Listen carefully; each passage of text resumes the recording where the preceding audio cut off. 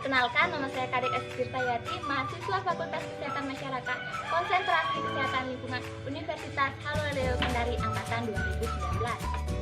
Pada kesempatan ini, saya akan membahas materi tentang jurnal yang berjudul Ketersediaan Air Bersih dan Perubahan Iklim, Studi Kasus Krisis Air di Desa Kedung Karang, Kabupaten Demak. Di mana pendahuluannya yaitu air merupakan kebutuhan pokok setiap makhluk hidup yang ada di bumi.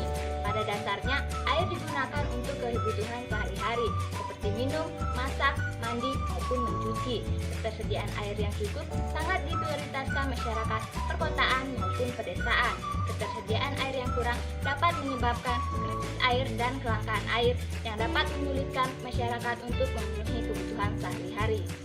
Air juga disebabkan oleh perubahan iklim, di mana perubahan iklim yaitu peristiwa jangka panjang meningkatnya unsur-unsur iklim seperti suhu udara, curah hujan, dan tekanan udara.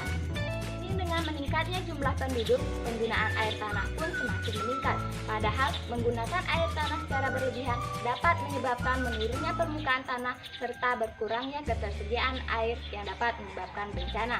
Di samping penggunaan air tanah yang secara berlebihan, perubahan iklim merupakan salah satu penyebab krisis air di Desa Kedung Karang, Kabupaten Demak. Mana pembahasannya yaitu dampak perubahan iklim yang terjadi di Desa Kedung Karang terjadi karena meningkatnya dan menurunnya curah hujan, meningkatnya permukaan air laut, dan meningkatnya suhu udara. Krisis air bersih di Desa Kedung Karang terjadi sejak lama. Krisis air tersebut terjadi karena tidak adanya pemasukan PDAM serta sumur warga cenderung asin. Untuk memenuhi kebutuhan, sebagian warga menggantungkan pada ketersediaan air sumur dan membeli air. Warga Kedung Karang membeli air yang dijajarkan oleh warga Jepara. Untuk membeli air, warga biasanya mengeluarkan 8.000 sampai 16.000 per harinya. Pada tahun 1990, 85 responden menjawab bahwa ketersediaan air tanah yang berupa air sumur dapat tercukupi. Namun pada tahun 2010 sampai 2014, ketersediaan air tanah semakin berkurang. Namun 15% lainnya mengatakan sama saja tidak ada meningkat atau menurun yang berarti. Solusi krisis air yang dapat diterapkan di Desa Kedung Karang yang pertama, desalinasi air laut. Desalinasi ini merupakan teknologi canggih di mana memisahkan antara garam dan air laut yang menghasilkan air bersih untuk minum atau kebutuhan lainnya. Yang kedua, pemanenan air hujan.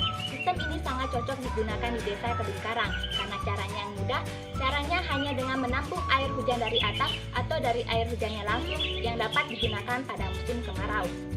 Yang ketiga, penggabungan pemanen air hujan dan Pamsimas. Di Desa Kedung Karang terdapat Pamsimas, namun belum berfungsi secara optimal. Jika warga tidak mampu membeli penampungan air, Pamsimas dapat dilakukan karena air Pamsimas berasal dari air hujan dan warga tidak perlu membeli tangki air dan dapat mengoptimalkan Pamsimas tersebut.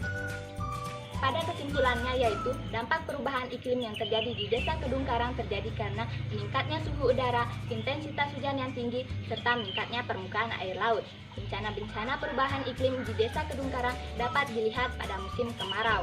Selain itu, letak geografis yang dekat dengan Laut Jawa membuat sumur mengalami intrusi sehingga rasa sumur asin. Demikianlah pembahasan singkat dari saya tentang jurnal yang berjudul Ketersediaan Air Bersih dan Perubahan Iklim, Studi Kasus Krisis Air di Desa Kedung Karang, Kabupaten Demak. Kurang dan lebihnya mohon dimaafkan. Saya akhiri dengan ucapan terima kasih.